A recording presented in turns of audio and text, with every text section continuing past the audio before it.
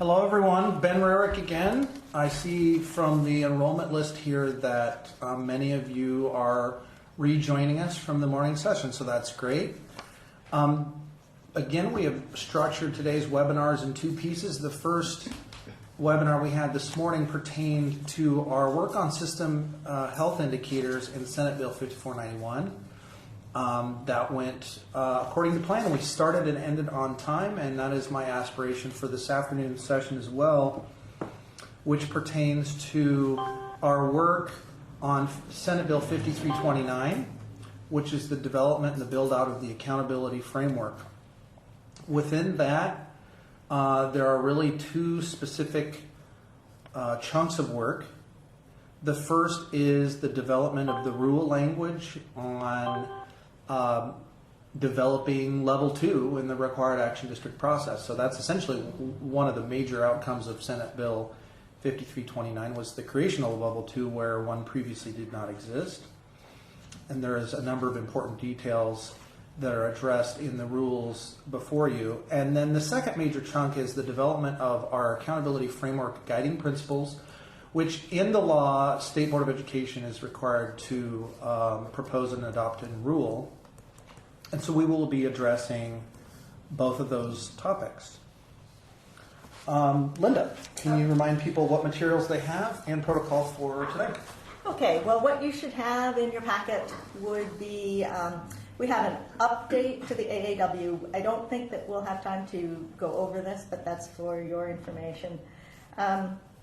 We had the draft rules. So when we get to talking about that, that is the document this will primarily refer to. What else did we have in there?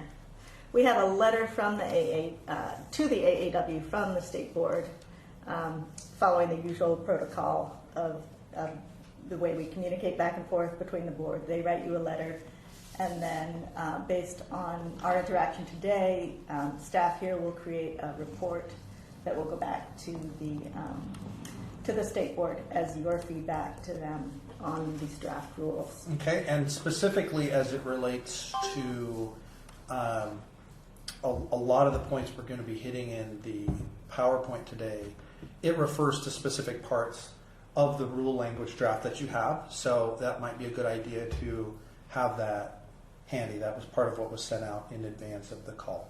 Right. Now, I think most people are repeats from this morning, but just to go over that again, the primary way that we're asking for you to give us feedback during the webinar is to type in comments under the chat and question box. At the end of the webinar, we will open up the phone, so we'll have time for you to give us some feedback over the telephone. It would help if you type in, please call on me in the chat box to let us know that you have something to say there. Also in this webinar, we're going to try the polling feature, which is a real-time way to get a sense on some quick questions from the group.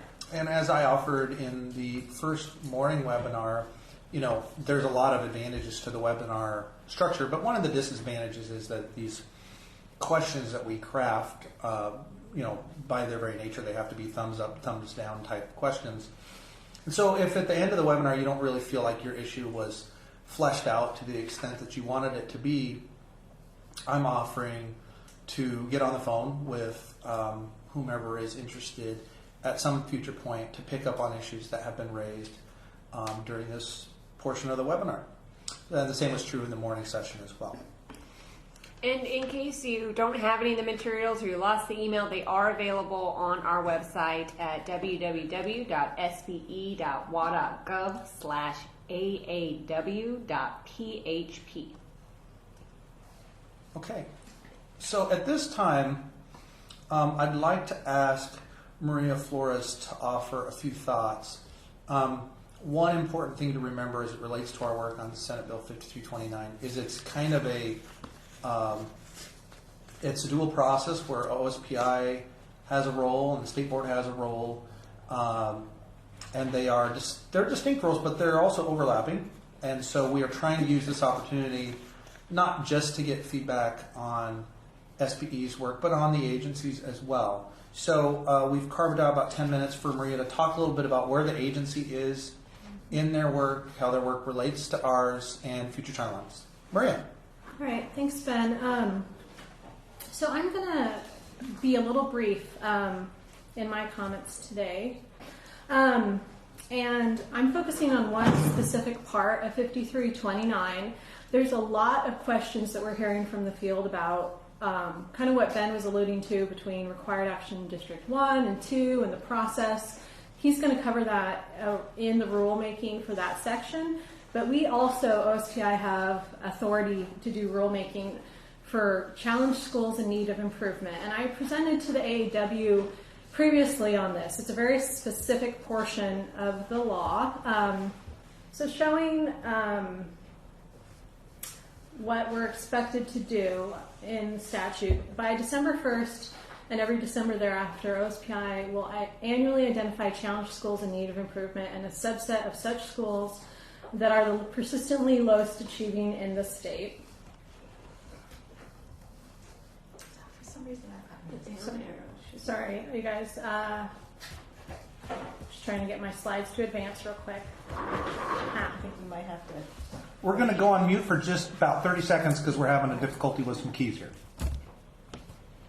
Oh, okay. Yep, come on. Yep, I think we're good. We good? Yep. Part of what was written into the state law is that we're waiting for the Washington Achievement Index to be approved by the Department of Ed. And if it is approved, it's to be used in identifying schools for the challenged schools in need of improvement. OSPI's role in this, again, is to basically make the challenged schools list based on criteria that both meets the federal requirements for receipt of the Title I funding. It has to include the academic achievement for the all student subgroup and graduation rate for the all student subgroup, and then academic achievement and grad rate for all of the subgroups. And it may include tiered categories.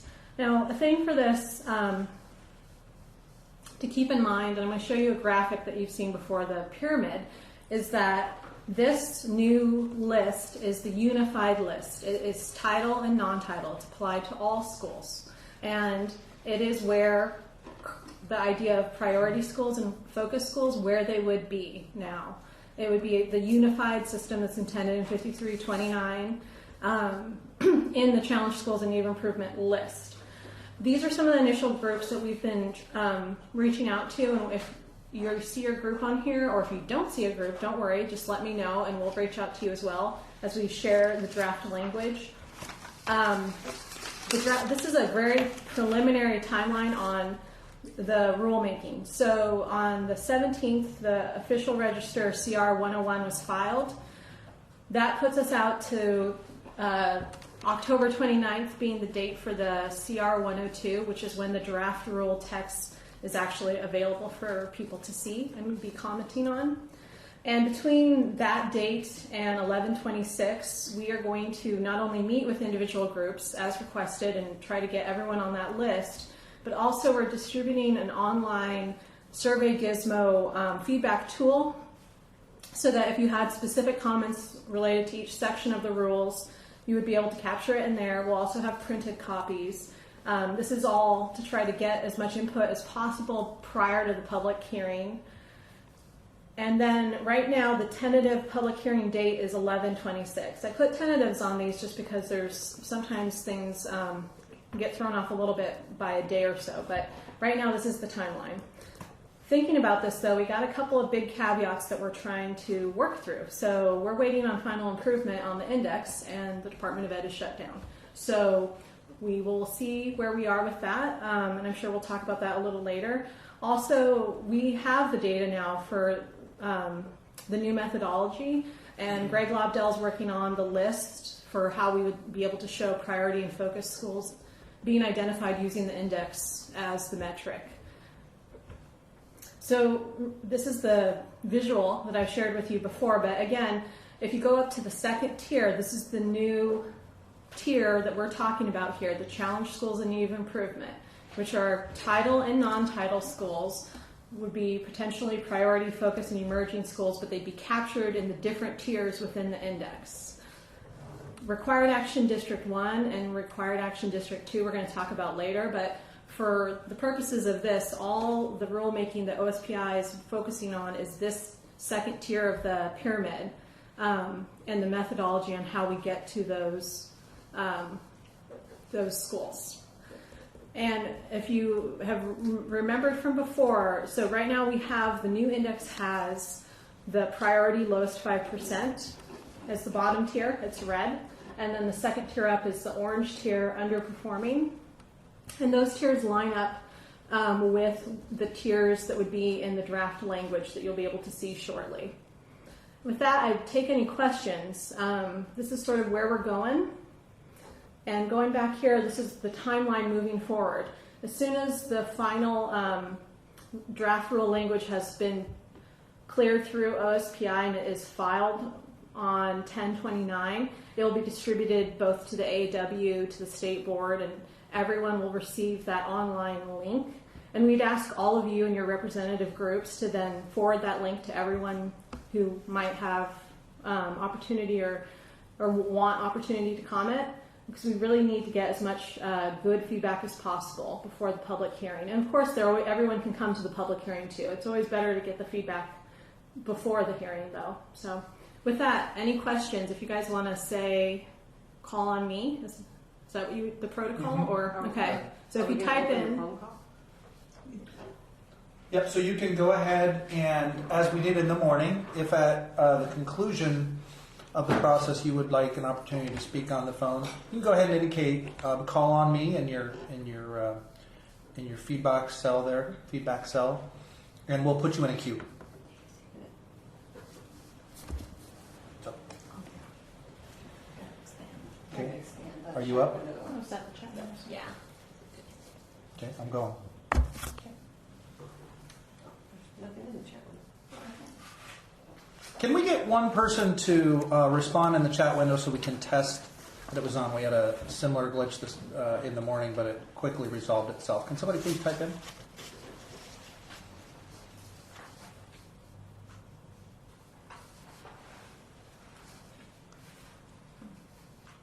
Okay, we're gonna go in mute session mode for just a second here to see if we're seeing it. Typing.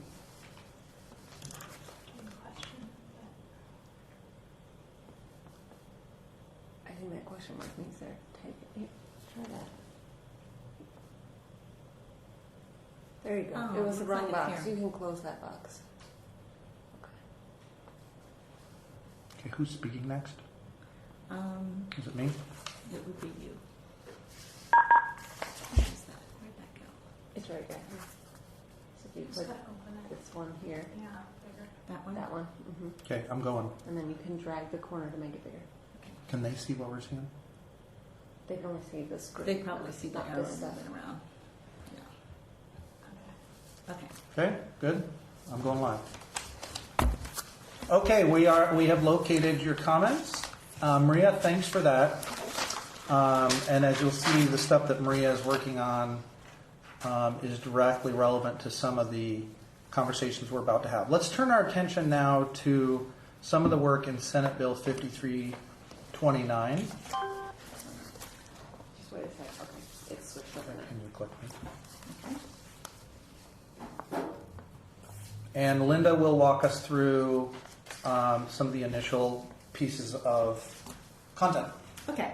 All right. So the rest of the session is really focused on getting your feedback on our draft rules, and it'll boil down to about three different topics: the new features of Level 2 required action, and that in rule that primarily expresses itself as a timeline, and we'll be getting your feedback on that in rule. And then the assignment of districts from level 2 required, or the assignment of districts from level 1 to level 2 required action status. And then finally, answering the responsibility in the bill of the state board to express in rule a accountability framework we put together guiding principles, and the purpose of these guiding principles is to inform and guide OSPI in the design of their accountability system. Okay, so really this work is it really relates to what we talked to this morning, in that I heard that there are some frustrated voices around the state on closing the achievement gap. Really, I see this as the nitty-gritty work that we need to do to set up a system that addresses the achievement gap. When we address the issues of struggling schools, we're really addressing the issue of the achievement gap. And if we can improve those schools that are the schools that are most challenged, and make them non-persistently low-achieving schools, we will have taken a big chunk out of the statewide achievement gap.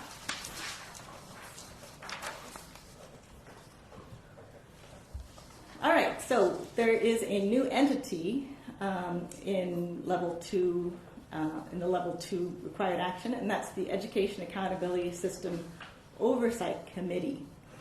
And then, so there's this new entity that has a role, and then there is another entity, the Required Action Plan Review Panel, and it isn't new. It was created in 6696, but it wasn't convened for the current set of regs. So although it exists, it's never the process has never been really taken advantage of.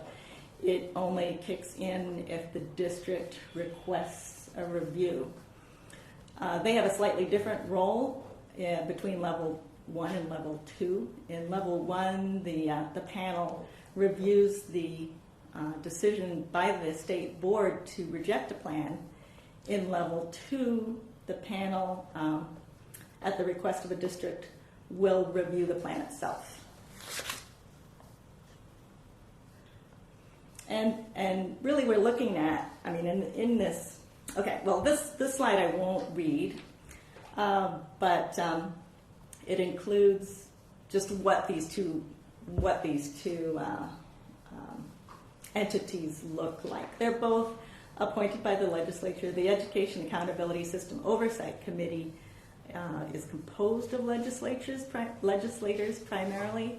The Required Action Review Panel includes individuals who have some expertise in working with schools. So Linda, is it a good shorthand way of thinking about it that the Required Action Review Panel is basically the appeal when a plan is disapproved, whereas this new entity that hasn't existed before, the Education Accountability System Oversight Committee, which for those keeping score is EASOC.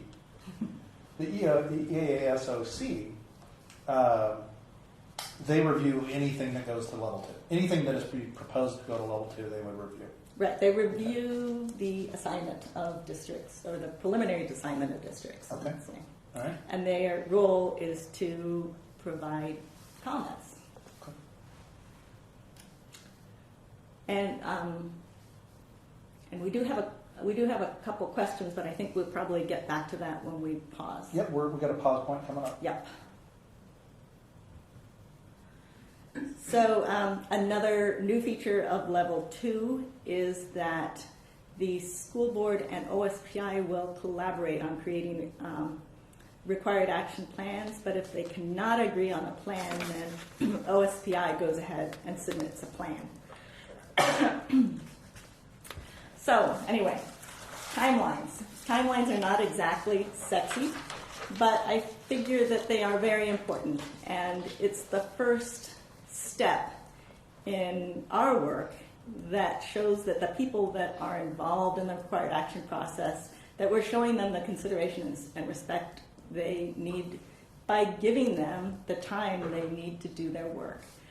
So, so the next two slides are just a quick comparison between required action level 1 and level 2. So this is a possible timeline for what could happen in level 1. And the two endpoints are pinned. So the designation of districts to RAD 1 or RAD 2 happens in January. And then the other end of the timeline is when schools need to implement their plans. So in the best case scenario, in both level 1 and level 2, I think the best case scenario where everything works out, a plan could be approved in March. In the case where it takes a long time, it could take as long as probably towards late summer that a plan would get approved. So let me ask a question about that as a way of illustrating for our audience. So in the best case scenario, which I guess we're saying is the shortest scenario in this, it would be a recommendation in January, a designation in March. Well, Is that what you're? Yes. Yeah. Okay. In a worst case scenario, or maybe it's not the worst case scenario, it's just the longer scenario, right?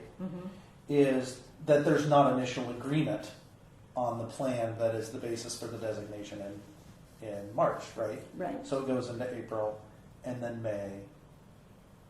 And it depends on, I suppose, whether the required action review panel is also involved. Correct? Exactly. So it seems like the upshot of 5329 is it added a bunch of new layers to the process, but it's operating within the same time frame. Yeah. So it kind of squishes things up a bit. Right. So you'll see this timeline is kind of more squishy and has more boxes. Okay. All right. So in draft rule, the draft specifies 30 days for the oversight committee to comment on SBE findings and 20 days for the required action review panel. So our first feedback question that we'd like to ask for your consideration is, when does a required action plan need to be finalized to be effectively implemented for the following year? So as people are processing that, it's, the things that come to mind for me are probably local budget timelines, local personnel timelines. I would imagine if there are going to be any changes of a structural nature in a school, going into summer without those being known would be an operational challenge at a local level.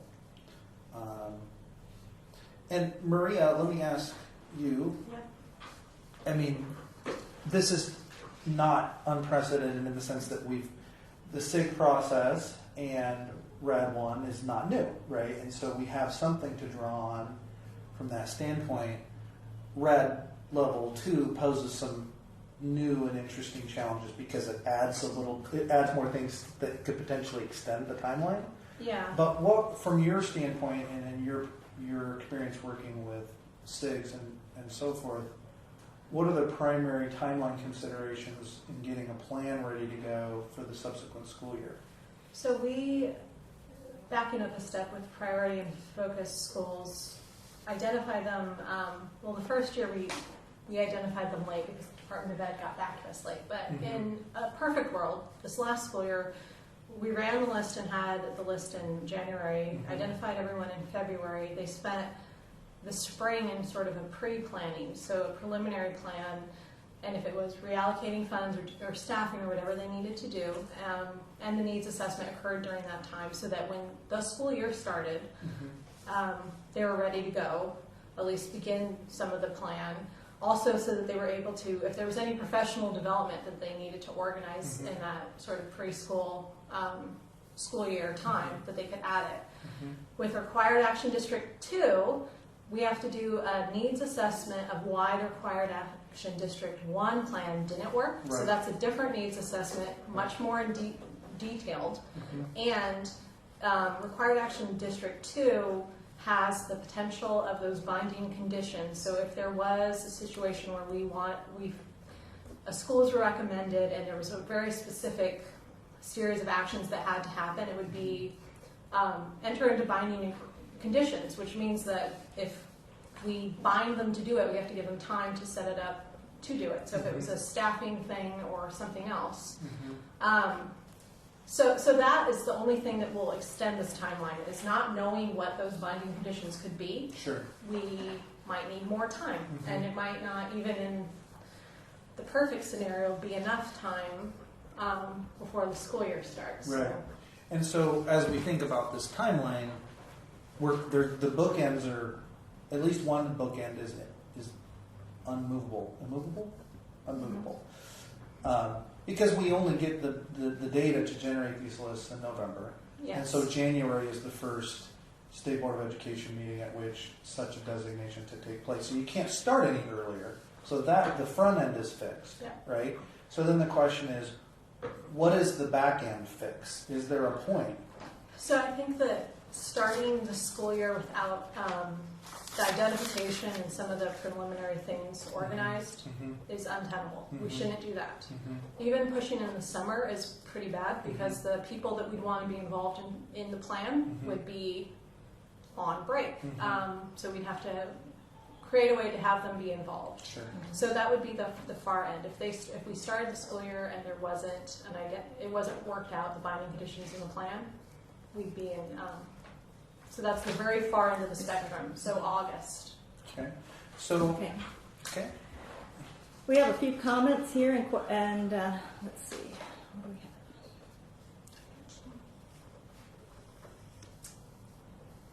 have? A comment that districts actually start staffing in February. So Right. looking at staffing issues.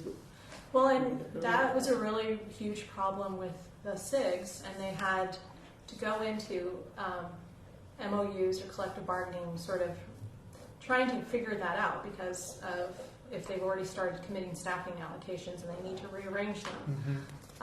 It was done differently based on each school's needs, but they did have to renegotiate some things with the unions, enter into MOUs, and that's a really real concern. So.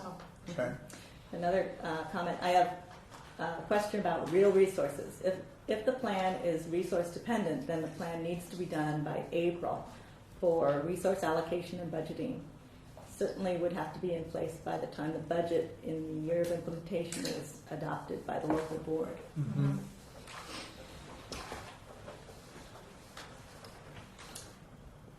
All right, I'll take the next couple. Assuming the legislature does a budget on time, then it should be when districts do their budget planning in the spring, right? Indeed. And then another participant says, preliminary plan by March, input April through June, consideration of other factors, and adjust final plan by July.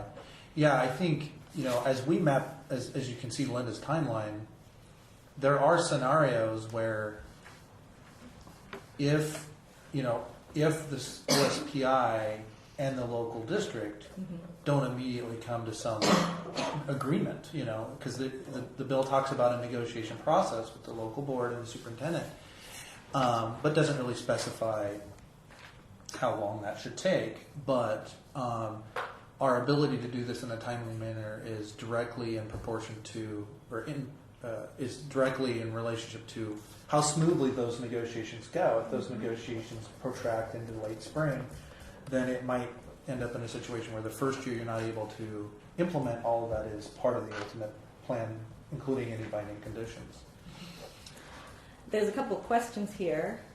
First is, what school year's data is used to determine the RAD districts in January? Is it the immediate prior year or the year before that? It's the immediate prior year, although in the index it'll be 3 years of data. Well, and to push on that a little, so to go to RAD 1, you would have had to have done 3 years of implementing. So we have SIG cohort 1 that just exited. And so we have their baseline data before they went to SIG, and now they're out of it. So we have their 3 years of intervention. And so OSPI is going to look at not just the immediate previous years, but the whole 3 years of intervention to go to RAD 1. So there would always be multiple years that we'd be looking at, not just 1 year. 1 year is too volatile. So that kind of answers that. But then, the index will be looking at now 3 years. So these schools will soon have index scores in the new index as well. Right. And we don't just look at so there's a lot of different factors. The needs assessment, a huge variety of factors that go into what the schools focus on their plans. And so there's more than just raw proficiency data that we're looking at. We're also looking at attendance, discipline, grad rates, family and community involvement, teacher and staff effectiveness and perception. And I mean, there's a lot of things, but it really does get down to the hardcore. Did the students move? Did they grow? Couple of other questions. Maria, what will OSPI consider as an indicator of growth in addition to MSP? Well, the new index will have SGPs, student growth percentiles, in it. So I think that's what you're getting at in that question. Growth being different than improvement from year to year by like fourth grade snapshots. It's a different fourth grade class, but they maybe improve. Student SGPs are finer, and Deb's here, so she can talk about that a little bit maybe. But yeah, so it's a difference in, growth, looking at it's hard to tell from the question, but the growth used to be, as Maria said, looking at how fourth grade at one school did in 2012, and then the next year looking at fourth grade 2013. But the student growth percentiles look at individual students over the course of 1 year, from 1 year to the next, to look at that. So it's a finer capture of individual students' progress. And then, by definition, won't there always be PLA schools? There will always be a bottom 5%, no matter how much schools improve. Yeah, and that is a very good question, and something that we are specifically trying to address in a later part of the rule. So I'm not deferring that, because that is like a great question, but it actually pertains to a different part of the PowerPoint. So maybe if you guys will all remember to help me not forget to raise that issue. Okay. All right, let's move on. I'm going to try the poll function of the webinar, and we've been talking about things in looking at when the required action plan needs to be finalized. We've sort of been looking at it from the school point of view. Some of you participating in this webinar are, I think, likely candidates to someday serve in the role of being on the oversight committee or the review panel. So putting yourself in their position, how much time do you think they need, and have we expressed it sufficiently in rule? We gave 30 days for the oversight committee and 20 days for the review panel. And I'm going to try and use the poll and launch this poll. Did that work? Yes. Okay, let's let it go for a little bit. And when I'll share the poll results with you when we're done here. Okay, and as people are going through that, let's take a couple more questions. Okay, so one respondent is kind of clarifying a previous question, and they're saying, so you're saying that OSPI will only look at the MSP data because the SGPs are still based on the MSP, or in the course, as the case might be, right? But the state tests. ELL students do not grow per Paul at OSPI, a bit through Paul McColl at OSPI, until they reach a certain English proficiency. So basing this only on MSP will not capture the reality in schools with 80% ELL in their all category. So I would say that you're right, because that's a federal requirement that we look at the actual achievement data. But when we look at the schools that have 80 or higher percent ELL, we are looking finer grain at WELPA or WLPT scores. Which levels are they moving up? Are they're AMAOs? So all data points based on what the demographics of the school are considered. Now that doesn't take away the fact that we must look at the proficiency data, and now with the index getting approved, the growth, the SGPs. But you're absolutely right. So a lot of our schools are mostly predominantly ELL, and so looking at the students who are served in the program, how are they doing in the program? Are they exiting at what levels? Is part of sort of the bigger picture we're going to be looking at with schools if they get recommended up. And I will say to this this questioner that after this morning's webinar, when we had a really robust discussion about ELL in general, some of us were sitting around the table at lunchtime, and we had a couple of good ideas about how we might go back to the federal government with a nuanced approach that might meet their requirements, but also be a little bit more finessed as it relates to the index. And so I'm going to flesh those out a little bit more before I share them publicly, but we are definitely not dropping that issue. What do you think the volume looks like? 20 schools in 30 days? Is it different from 5 schools in 30 days? Mm-hmm. I think that probably refers to the poll question. Okay.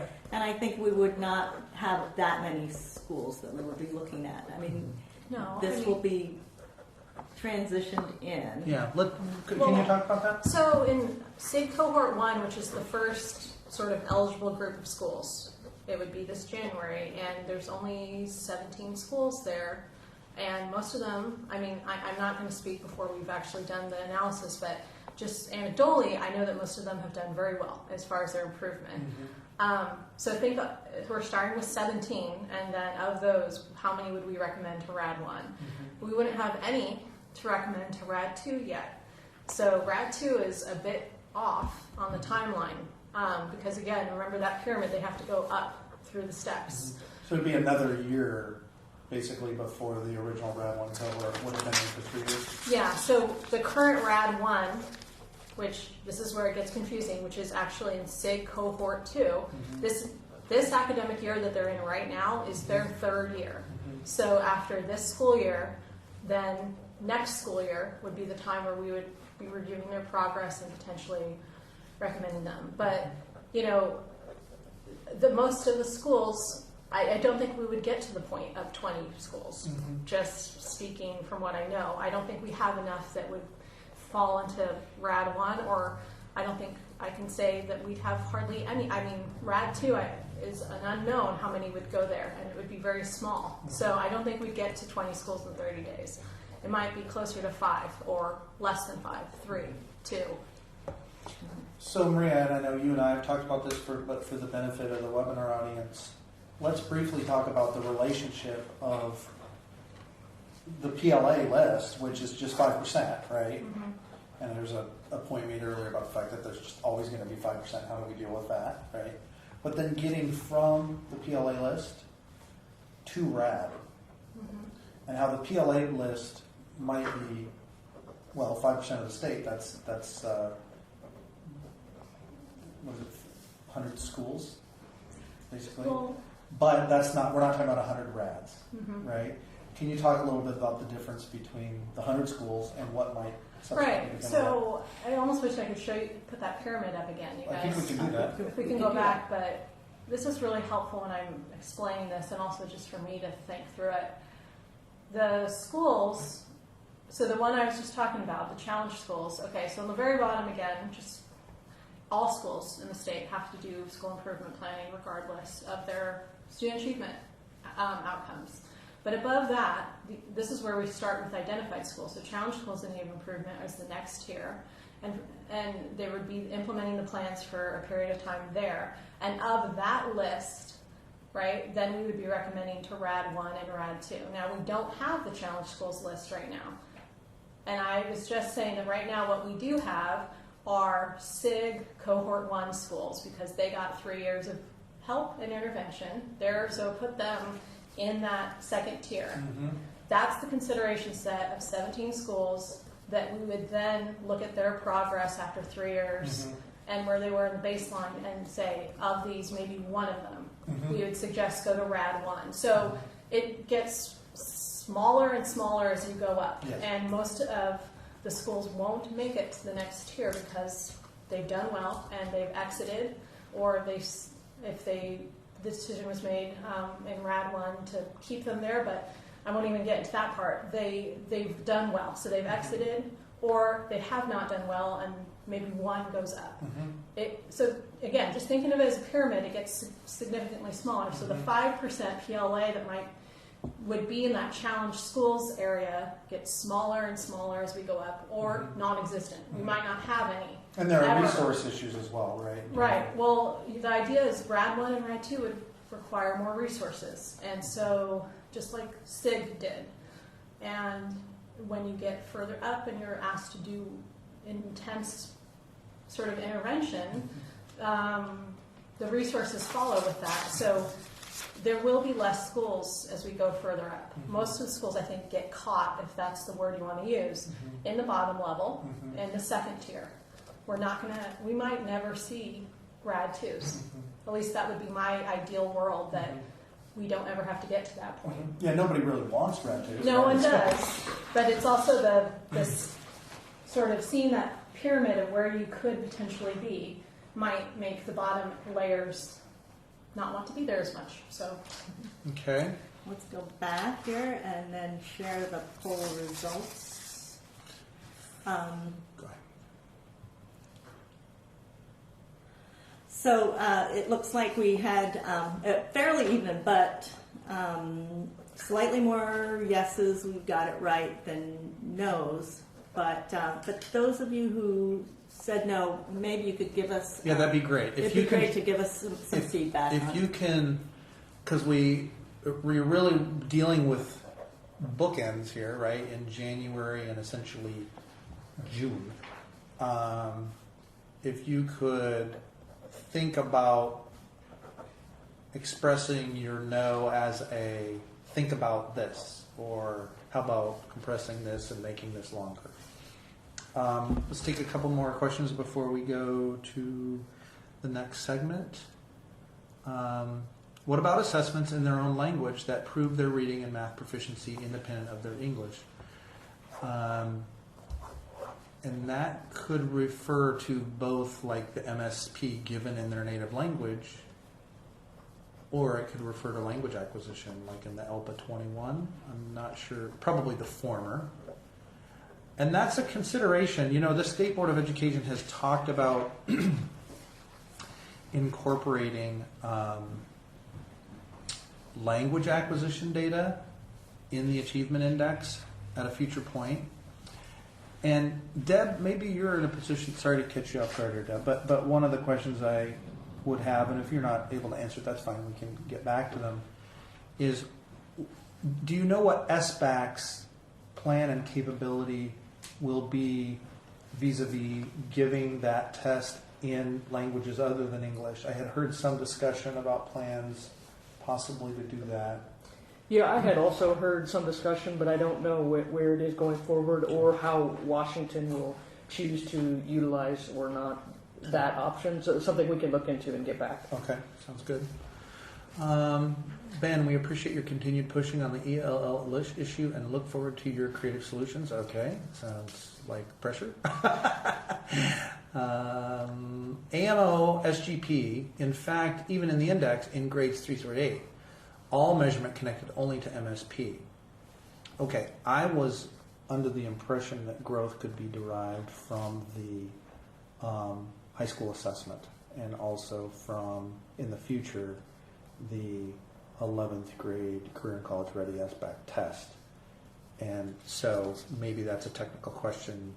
The person that's asking it is a knowledgeable person, so I might be wrong. Yeah, about so that. there is the student growth percentiles can be calculated for right now for the EOCs and for the tests later on the high school tests. I'm not sure if he may be referring to Maria mentioned about AMAOs, which does have for ELL AMAOs.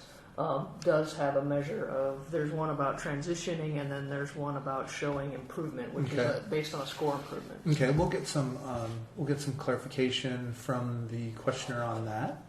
How will acceptable improvement be determined? My understanding is that many of the SIG schools made single-digit improvements over 3 years. That's not really remarkable progress. Okay, so this is a good question. But it pertains to different measures at different stages, right? So How will acceptable improvement be determined? I guess the question is for whom, right? As it relates, this gets a little technical here, but if everybody can stay with me here. So, as it relates to districts currently in red, and the board is making a determination, or I should say the OSPI and the board making a determination as to who among the existing reds should be in level 2, that determination is really apropos to a later section of the PowerPoint, but just to give you a foreshadow, the language, the WAC language, the rule language that was part of your pre-read actually has a suggested definition of what's called recent and significant progress. And single-digit gains over a period of years would be recent and significant if that level of gain, if it were sustained for 3 more years, would put them eligible for exit of the PLA list. Okay. Well, I'm sorry. Go ahead. Jump in. You may. So one thing I would also say too on that one is that looking at their gains, so from their baseline 3 years, then as they went through the 3 years, from year 1 to year 2 to year 3, all of that. So there are some that made single-digit gains. There's some that made double-digit gains, 20% in 1 year, 30, all huge gains. And then comparing that to how they entered is I think something important to do. Greg Waddell's also done comparisons of their growth rate, or not growth rate, their improvement rate, and what that looks like compared to their district. So if they exceeded that, if their district only grew by 2% and this school grew by 17%, it's just another factor to put in there that, might. But if we did see that a school, so on the flip end of that, to this question, if we didn't see any improvements, let's say in the baseline year they were identified at 20%, and then we see in the years of intervention they went backwards or low, or dipped significantly, came back up, but they hovered near that 20%, that would be pretty clear and easy to say. I can't feel confident there were any improvements. Sure. So it's really my senses we're getting very technical, and I'm going to try to describe this in a very easy to understand way. There's really 2 different standards for required action. One standard is how do you exit required action altogether? And another standard is how do you avoid being put in level 2 of required action? Okay? In the first standard, how do you exit required action? You have to exit the PLA list, and as a questioner mentioned earlier, there will always be 5% of the PLA list until we have effectively negotiated with the federal government that, hey, we shouldn't have to identify 5% of priority schools. It should be, a set standard that we can grow out of. One of the things that I had been considering going back to the legislature on is to allow us to set after the transition to Common Core, a hard and fast proficiency standard that determines what PLA is, as opposed to the moving target of 5%. As it relates to the standard of avoiding level 2, okay, in other words, you haven't exited out of the PLA list, it's merely have you made recent and significant progress to doing that, okay? And we're going to be talking concretely about what that definition is a little bit later. So I hope that clarifies it. It's like we've got 2 standards at play here, and that's right. That's the right way to go, because it's 2 standards for different levels of intervention. Okay? A few more questions. Can you scroll up there, because one of them's getting cut off. Okay. To clarify our earlier question, we were referring to all state assessments, not just MSP. Oh, okay. So read it, okay. So it says read it, MSP, HSPE, EOC. The SGP is only calculated on state assessments. That is indeed correct. This question goes with the question about primary language assessment data. Will anything else be considered in OSPI's analysis for growth when considering when schools would become RAD?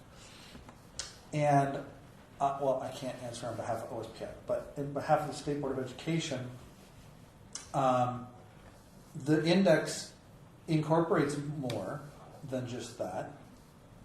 It incorporates graduation rates. It will subsequently incorporate dual enrollment, industry certification, etc. And an open question is to what extent we will incorporate language acquisition data, as with is it the ILPA 21? Is that the name of the next generation of assessment? And that is something for which I don't have a hard and fast answer for you, but it remains a consideration.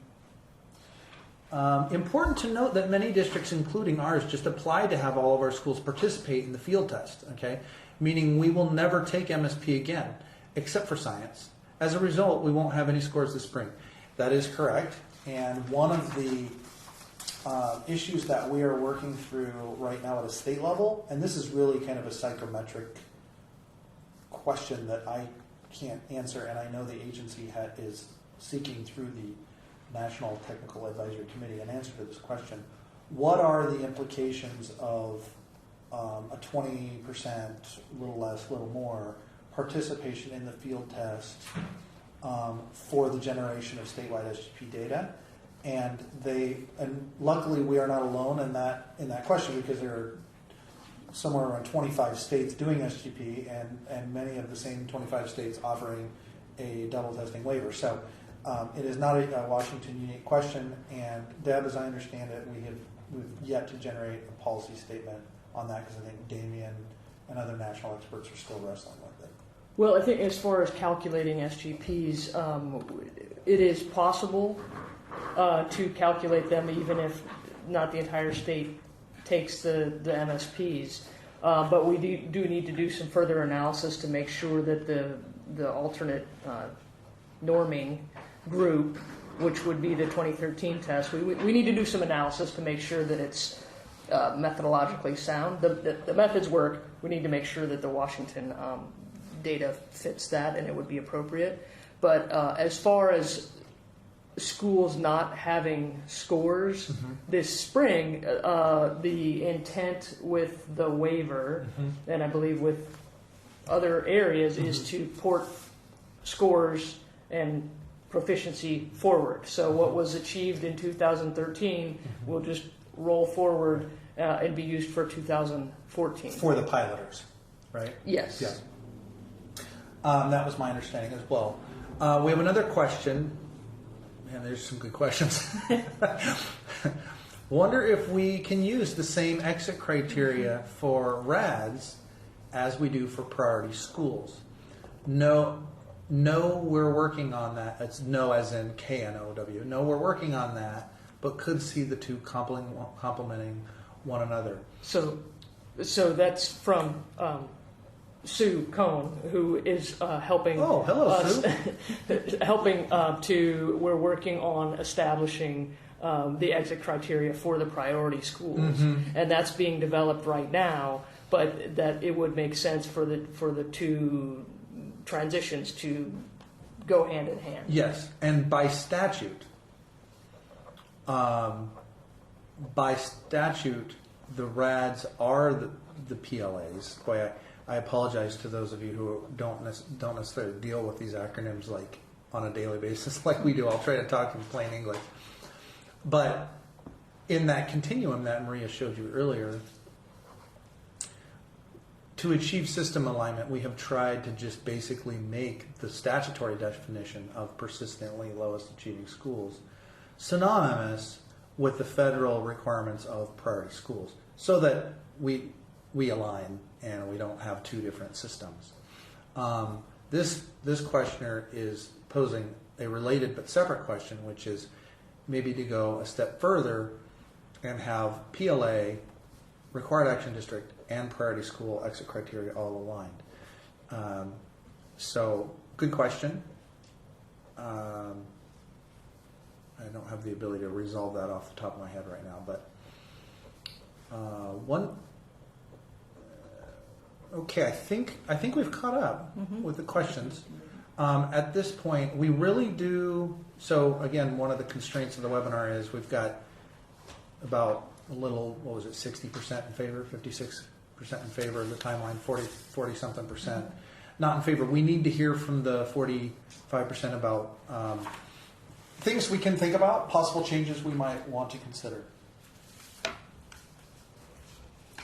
Okay, this is moving on, and I think you're going to take this one next. Okay, so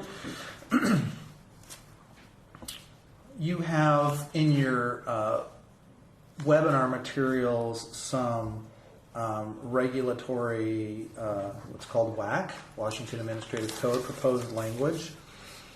And it pertains to a particular section of 5329 that requires us to define the standard by which the system will determine who goes to level 2. Okay? And the statute refers to a recent and significant progress and says that we have to define that. Okay? Let's go to the next slide. So here is the definition that is contained in the rule language as it occurs. And this is on page 3 of the rule language that you have. It's under 180.17.060. And I'm going to paraphrase because I think it's easier to understand that way. But it's basically saying, we'll look at the last 2 years. And if you're making enough progress that you're on track to exit in 3 years, you don't go to level 2. Okay? Just be clear, that doesn't mean you exit required action district or required action. It just means that you are not a candidate for level 2. And that's the distinction of the two criteria we have to keep clear all the way through. It also specifies, and we're trying to align systems here. So we already have existing AMOs in the system, and so just for rule clarity here, we're saying if you meet your AMOs for 2 consecutive years, you will be considered to have met the standard of recent significant progress. In reality, we had a hard time figuring out how a district can meet its AMOs for 2 straight years and not meet the first criteria, but it's certainly worth clarity there to make sure that both of them are listed. Okay. One of the questions I want to pose to you is more of an open-ended question, and it pertains to the exit criteria or the timeline, depending on how you're thinking about the situation. And I want to ask you what your biggest concerns are with the process of assigning districts to level 2 status. Okay, so it's an intentionally open-ended question. We're going to give you a few minutes to process that question and type in your thoughts.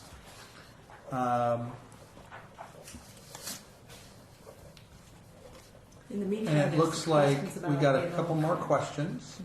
Okay, how will AMOs be used in determining exit criteria for RAD, priority, and focus emerging? Okay, so AMOs will be essentially the determinant of level 2 RAD. Okay, we just went over that, right? The AMOs essentially, if you meet your AMOs, you avoid level 2. AMOs are not, to my understanding, and this is a good question, but AMOs are not part of the definition of priority and focus designations. Am I correct about that, Maria? Yeah, actually, I'm trying to pull up the actual language right now on my phone so I could read it to you guys. But one thing to clarify is that there's 2 questions up there too about AMOs for all students and all subgroups. So we have many of our schools that are still priority, and we'll say, well, I met my AMOs for my all students group, and we say yes, and you're still on part of you're still identified Mhm. based on the methodology, and here are all the subgroups that you've not made the AMOs on. Mhm. So there are many priority schools that have poor subgroup performance Mhm. too, Mhm. like their focus. Sure. But because priority trumps it, they get labeled priority because they also have the all students low. But But it's a great question though. Actually, yeah, I so mean, it's you not think part about. of the designation to become a P and F, but Mhm. it could be part of how, how they would be included to exit. Well, here's the scenario that I think Yeah. the questioner is probably probing at, and it's actually a brilliant question. So, suppose you designate a school as a priority school, Mm-hmm. and then they meet their AMOs for 2 straight years. Now, I suppose, without being able to, be a mega computer in my head, I would think that a school that met their AMOs for 2 straight years would otherwise meet they would no longer be in the bottom 5%. They might, but I suppose that it's technically possible yeah, that you would have a school that was basically, the system has said, okay, you're designated either priority or focus. So let's take a focus example. You are, your special education group, your subgroup is, you got 26 underperforming, you're in the bottom 10%. And then that school meets its AMOs for that particular subgroup for 2 straight years, which is our system saying, this is how much improvement we expect from you. And then they'd still be designated. There is the potential for mixed signals there, I suppose. there is. But I mean, the thing to think about with both of these things. Okay, so a school who is identified, separating how you exit and how you get identified. It gets identified for 3 years of data, and the AMOs are looking at that baseline year, which I'm blanking on which year it is, and they're setting that progress to 2017. Mm-hmm. Some of our schools were so low, I can't do this in my head either because I'm not a Sure. computer, that there could be the possibility that even in making their AMOs, they did not, they didn't get out of basically the floor of where they were, the PLA kind of thing. Mm-hmm. The focus is easier to think about because you always think it's one group. So I could show that this one group is doing better, Mm-hmm. and that one I can wrap my brain around. The only other thing to throw out there is priority schools are required by the federal government to implement an intervention plan for 3 years. Mhm. So there's sort of that idea. Well, I think it's a good question for us to think about. What is the role? I mean, we've incorporated into our definition of recent significant progress, but in a general sense, what is the role? What is the role? What are the roles of AMOs in the various exit criteria associated with PLA-RAD and priority? Yeah. So that's a good question. Well, that and I think whoever asked someone that is, put something out about comparing. So I think we can have. you make a note of that, Parker? Yeah, we've compared our P&F schools with where they are in their AMOs, and I've definitely fielded a ton of calls from the field where people have been identified as a P or an F, and they said, well, what about my AMOs? And then we talk through them. Sure. And we show where they were in the baseline year and how far they've moved. But we could definitely do a comparison. Sure.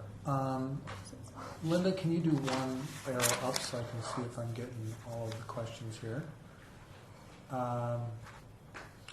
Okay, one response. Go one more up. I think that was the second to the last one.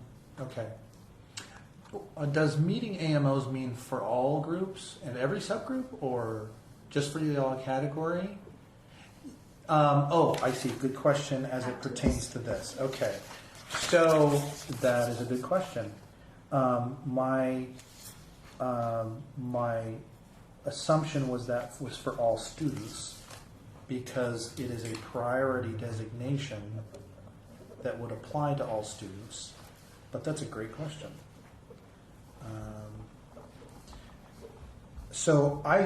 My assumption was all students, and that should be stated. If the person that asked that question disagrees, please go ahead and indicate that. Out of 32 schools in our district, we had no school meet all AMOs, and it gets harder to meet them each year. Using AMOs as the measure to exit makes it very difficult to exit. Yes. And I think we did some, sounds like Sue Cohn's on the call, but one of the pieces was a list of all the schools in the state that made their AMOs 2 years in a row. And it's like 8 or something, it's a very small group. So I think it's a balance between not making that the sole bar to jump over, but making it one of the bars that it's in not an and but an or situation, because it does foster alignment. My concern is that the AMOs exist, but they're not like weaved in, because it's basically the message that we're sending is this is the amount of improvement that we expect. So it should be integrated into how we enter and exit these phases. FYI, that was in response to Ben's query, reuse of AMO. Okay, I think that's... comparison of AMOs and the priority and focus list may be a good filter for us to consider when developing exit criteria.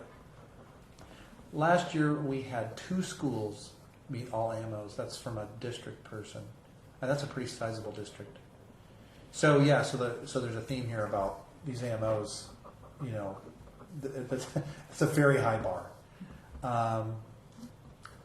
Willingness and capability of staff and district to adopt and implement multifaceted turnaround plans, availability of resources, establishing clarity of roles in a RAD to school between the district, OSPI, and SPE. So that is the primary concern this person has about level 2 status, willingness and capacity to do the plan, resources, and clarity of roles.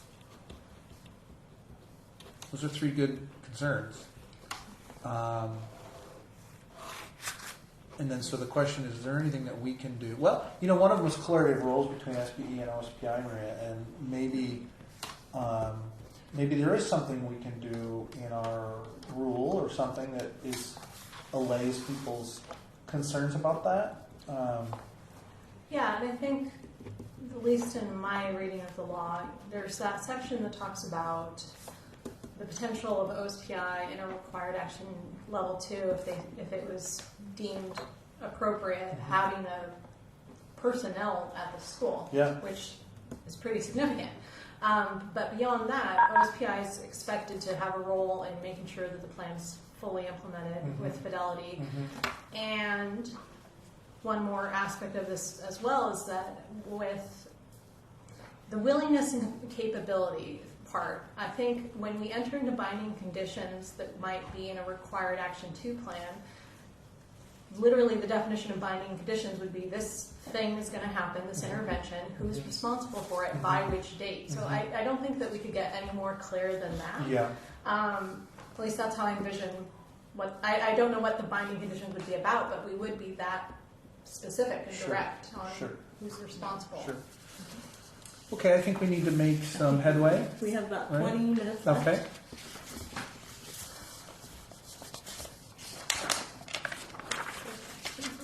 Yeah, excellent questions, and we really do appreciate them.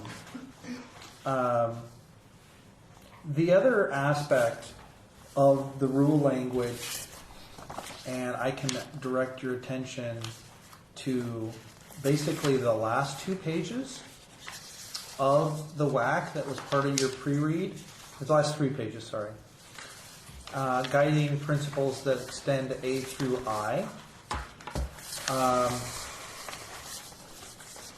This is in response to what Senate Bill 5329 requires of the State Board of Education in terms of developing an accountability framework. And so part of what we are wrestling with is that we want to establish a framework that isn't so detailed that it dabbles in the administrative and operational prerogative of the superintendent of public instruction, but also they aren't so amorphous that they don't have any meaning. So what we have tried to do is establish a variety of value statements that we hope shape a policy direction without mandating a specific operational mode. I guess is probably the best way to say it. And I'm going to highlight a few of those. The first one here relates to something we talked about earlier, which is the tension between normative standards and criteria reference standards. And we felt like it was necessary at some point in this framework to say to the educational community that we're not in favor of normative standards of performance. That is not a policy interest of the board. The ultimate goal of the index would be that more and more schools are in the good, very good, and exemplary category, and that all kids should be able to go to a school that is a good school.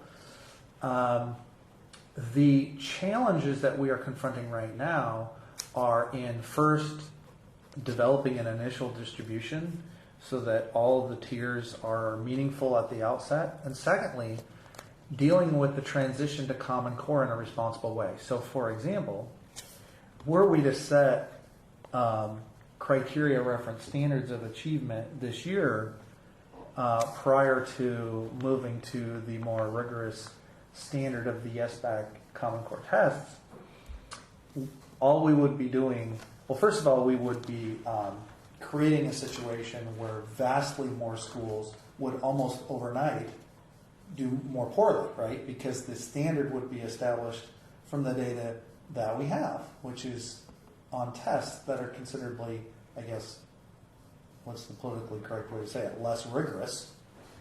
And so this is our way of saying that we think that a normative element is important at the beginning, but it is essential as an ongoing policy that schools have the ability, and this pertains to the lowest 5%, but it pertains to every other criteria, that people have the ability to climb up the ladder of the index, and that in some future point, it would be great if there were no schools in the bottom tier, right? Isn't that what we should all aspire to, right? That there are no priority schools. Okay, so that's a policy statement to that effect. Okay. Now, one of the challenges with that is that that's not the way the federal government operates. They always ask us to develop these priority and focus lists on a normative basis. And so the question that we are posing here, which, we talked about this, and it's not an obvious question, is should we request flexibility from the federal government to not do in the future and after the Common Core phase-in, not do our priority and focus lists on a normative basis, but on a criteria reference basis. Okay, we're gonna publish that poll here in a second, and there we go. So that it seems like I don't know what the federal government's plans are in the future on this. It would seem like if their policy goal is the same as ours, it's hard to get around the fact that we want all schools. We shouldn't have a system that essentially inherently condemns 5% of schools to an underperforming category. We have to allow for the fact that it's possible that all schools would achieve, just like we would do for kids. If we think about these as kids, we wouldn't create a system where 5% of kids are always going to be failing kids, when in fact that might not be their learning situation. So, but we got a lot of things we're requesting flexibility for, and it's a bandwidth consideration, it's a political consideration. I guess in some sense it might make it seem like we are trying to get away from accountability. But I don't know. We're interested in your thoughts. Okay, well, we're getting some no's. Good. Okay, is there a way to know when everybody has voted? Well, we've been polling now 70%. for a minute and a half. Okay, let's give it a minute 45. Okay. But at least, in answering this question, people do kind of have to confront the fact that we really do have dueling missions here. We want to create an aligned system. And that was the whole point of 5329 and the bill that I worked with Representative Litton on very early last year, which 11, what was it, 1117 or whatever that bill was. 1177. 1177, to say we don't care if you're a title school or not, you're part of our system. But in order to do that, we have to foster alignment with federal regulations, some of which we don't always agree with. Okay. So we had most people vote. 78%. 90% of participants voted. 78% yes. 22% no. Okay. Now, did we get any comments? Okay.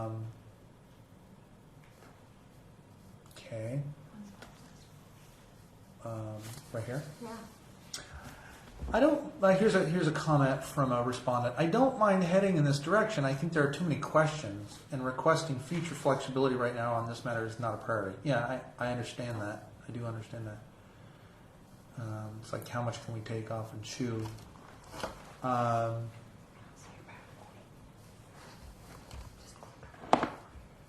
Here's a question. In thinking about your previous question about RAD Level 1, an issue for districts would be the quality and level of expertise and help that would be provided by OSPI.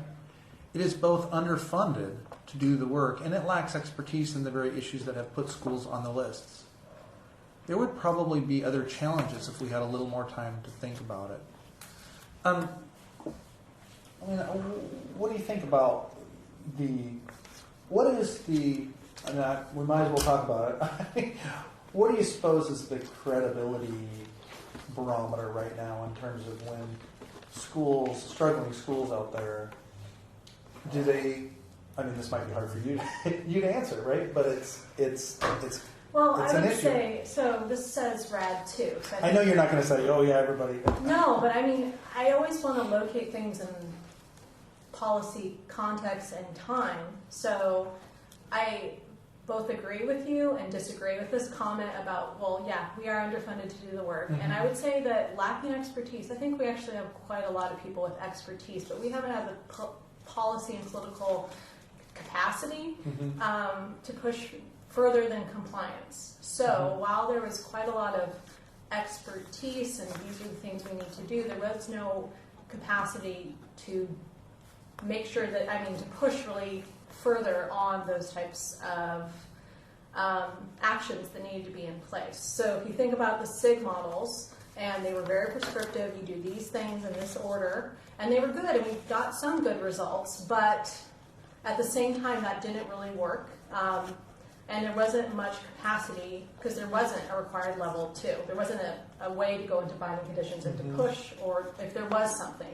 So I feel like it's a little hard for me to completely judge the past performance because the past staff that implemented SIG 1 and 2, who are not the current staff that we have for the most part, didn't have the capacity to do anything more than what was prescribed in those federal models. And moving forward, which is what I want to focus on, I think it is really important that we make sure that everyone understands these are the levels of resource or resource reallocation that have to happen to make these things happen. So one of the big things some of our SIG schools did was extend learning time. That was a requirement. It's a requirement for priority schools. That costs money. Sure. Or if you need to do staff development, you have to pay for staffing. Sure. So I guess I'm just struggling with that a little bit. But I agree.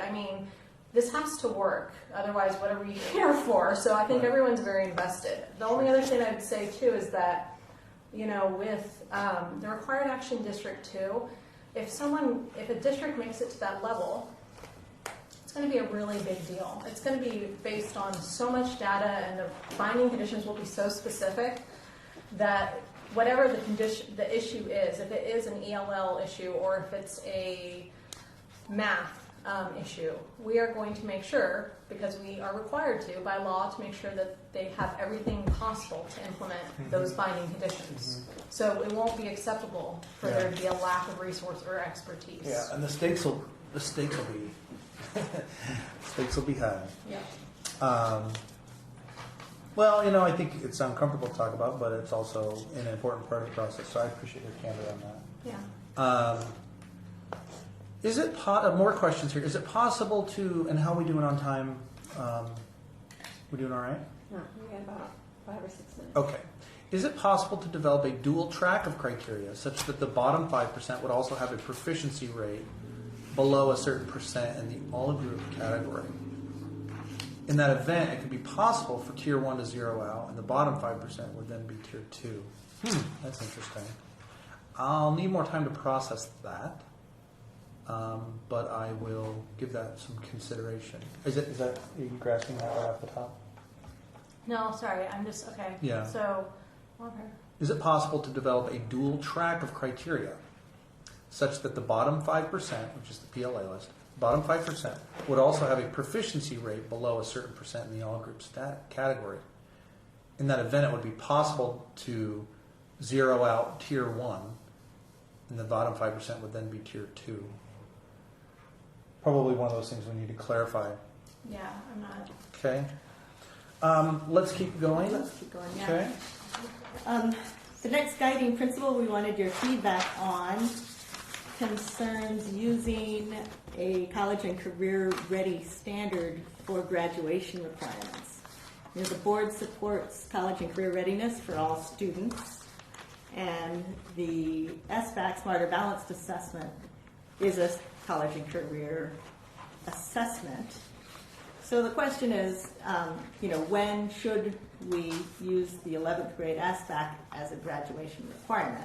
I think the board accepts that we can't jump straight there. That the board will, create a minimum proficiency standard for graduation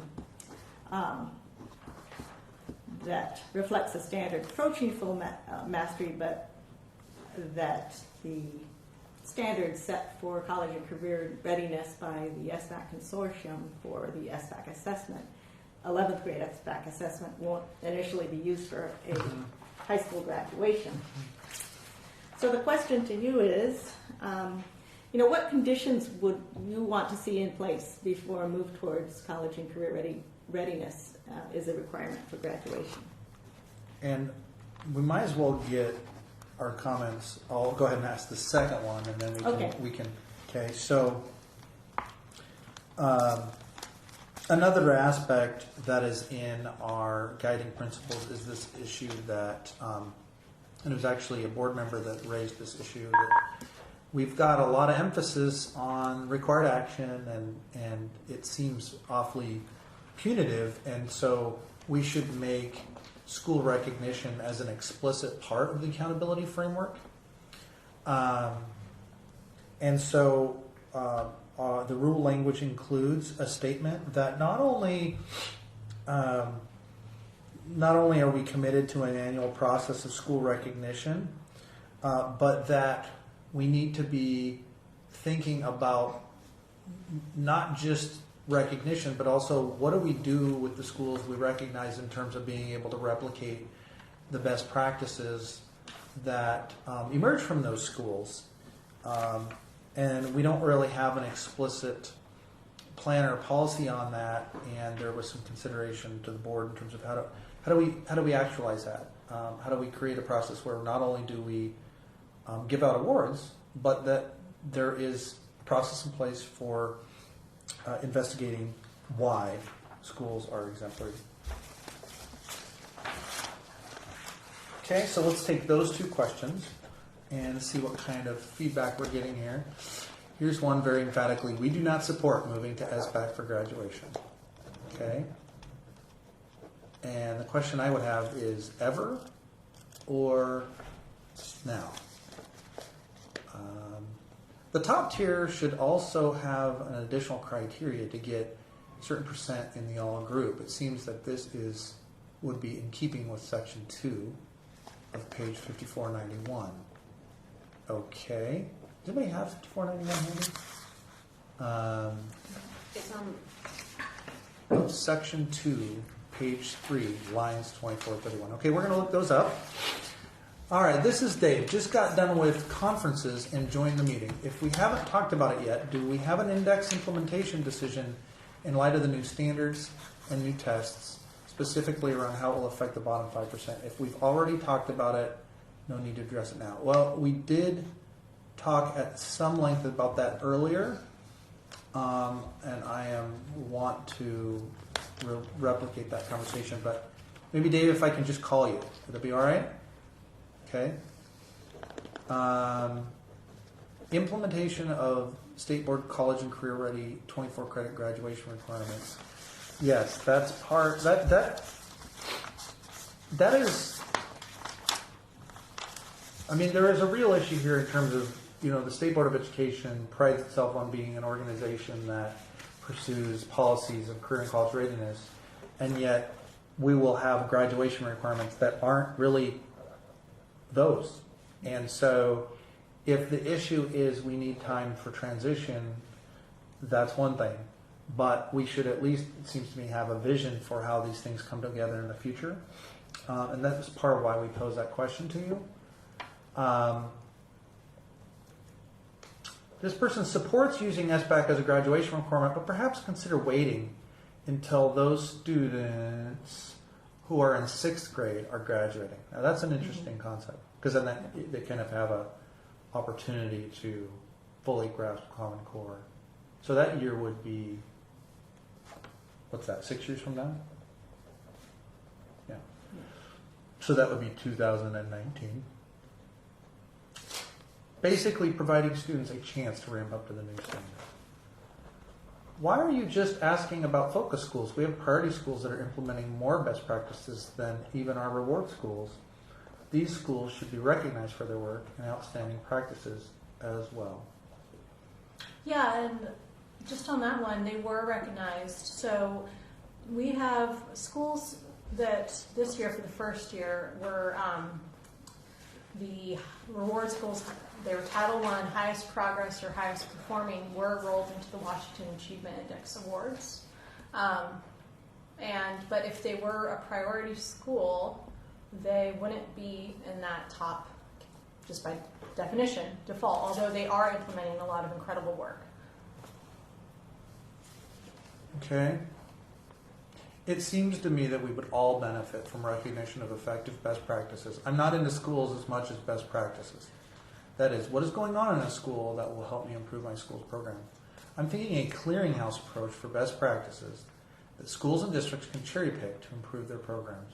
That's an interesting thought. Okay.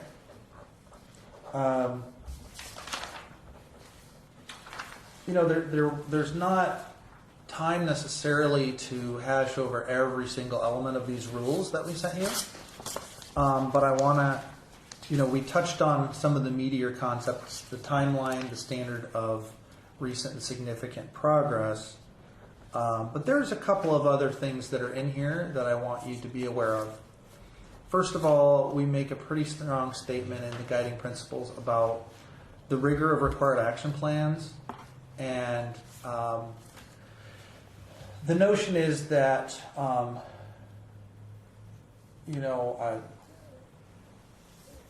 we've searched for the right language here, but required action plans shouldn't conform to existing practices for the purposes of being convenient. Required action plans should require authentic change, and that authentic change should be able to be seen. There's a statement in here about, we're talking a lot of policy here, but calling upon OSPI to integrate the various plans that are required for various title programs, and to their credit, this is something they're already working on, into one planning continuum so that the plans make sense in the context of one another.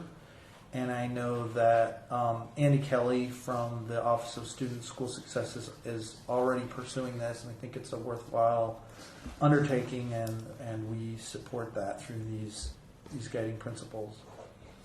And then finally, there will be situations where you have schools that were brought in to required action under one standard, and then the standard has changed by the time that they become eligible for exit. And that, so for example, if we adopted a new index tomorrow, then any school that would be eligible for exit would be evaluated under the new criteria. We have made a statement of intent here that we intend to initially evaluate everybody on the standard they were brought in on as a kind of an issue of fairness. So that if you were brought in under the reading and math proficiency standard, we will evaluate you for exit on that standard. But if the new standard that was adopted would make you eligible, you're also eligible for that. So you get the better of, in a sense. But that's an issue of fairness. Any final comments or thoughts from the webinar participants? I think the important part of recognition of schools is an intentional process to replicate the successful practices in the school environments of challenged schools. Yes, I agree. I'm really going to have to give some thought to, like, so what happens? You know, because what we're talking about here is a resource consideration and an investment, and you would need staff to, like, you know, do something, build a process in which schools that are recognized are, you know, there's some sort of transportability of those practices, identification and transportability.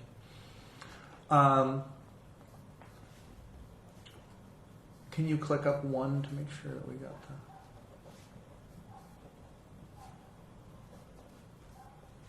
Okay. I think we've touched on all the questions. There were a few people that asked questions that, what was we said we were going to come back to a question, and what was that one? That was the issue of the moving 5%. Yeah. And so what that really comes down to is, I can say very explicitly, because the board has said very explicitly, that the index tiers, you know, that what determines exemplary, very good, good, fair, and struggling, those will be criteria reference standards going forward after the transition, because they really have to be consistent with our goals, which is to have all kids have access to a good school. The challenge with the bottom tier will be federal. It's kind of similar to the ELL issue in the sense that we don't want to create two systems. We want to have aligned systems, but we also want to have a criteria for the bottom tier that isn't a percentage. And we can request that flexibility. It is not necessarily guaranteed to happen. And in the interim, we can kind of think about maybe approaches around that. But I don't have yet the idea that will solve that issue in the short term.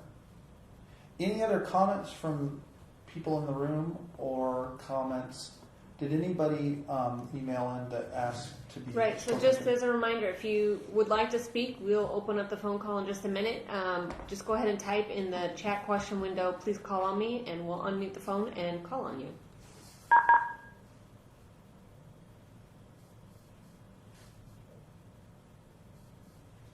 Okay. If there's nobody that wishes to speak, I want to reiterate that I am willing to... here's a fairly lengthy comment from a teacher.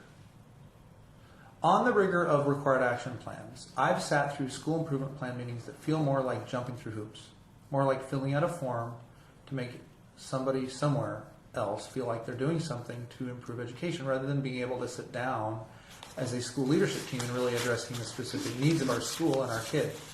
In order to best meet the needs of our kids to help them get college and career ready, we need to focus on more variables than just reading and math. But it seems like that's all we're getting from the federal government state. Well, I hope that the index is taking baby steps of progress on that, because we're looking at reading, math, science, and writing, and graduation rates, and dual enrollment and industry certification. And we have also been, I guess I might be speaking out of turn just a little bit, but as a board, we've thought a little bit about how to go beyond even that in terms of incorporating measures that use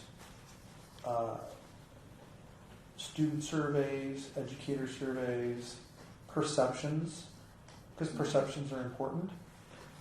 There are we know of some districts that do this. There are very few states that do this well. And to add to that, I've been in those school improvement meetings as a teacher and ones that sound like that, going through hoops, and then really different and good teams. But we do look at, so in the needs assessment, there are The Berkeley reports, right? We have the perception surveys, and all the 7 turnaround principles. We have to look at family and community. We have to look at discipline and safe school environment, everything, the whole. So you're right, it does feel like the federal requirements are just reading and math, but you cannot move math and kids don't feel safe. So all of those things are incorporated. I've been in school teams where it doesn't, as a team, seem that we're all on the same page as far as understanding how those things contribute to academic achievement. And then on opposite teams where it's absolutely there. So I think it's part of what we do to build out the teams, to know what to do. And it's a requirement now in the federal, I mean, it was a requirement before, but it's strengthened now that we look at broader things. Sure. And I think that when families are involved in the teams, the leadership teams, and when some at high schools, they have students on the team sometimes, by the nature of how you construct your team, the conversation changes a little. You still are having to do the requirements, but you're focusing more on what makes kids want to come to school and do well in school, because of the people who are invited to the team. Okay, very helpful, and we really appreciate your time. We've tried to start on time and end on time. The morning session was right on time. I see we're 9 minutes over, so I want to respect everybody's time and adjourn the meeting, but my offer of a subsequent call for those that feel like they really, there was an issue that they didn't really feel like got addressed, remains open. So you can email me directly for that, and we will be harvesting your comments and thoughts and putting them into a report to share with the State Board of Education. We hope this was a valuable use of your time, and for many of you, probably saved a plane trip, and a really great way of getting your thoughts in writing. Thank you so much for your time, and we look forward to hearing from you.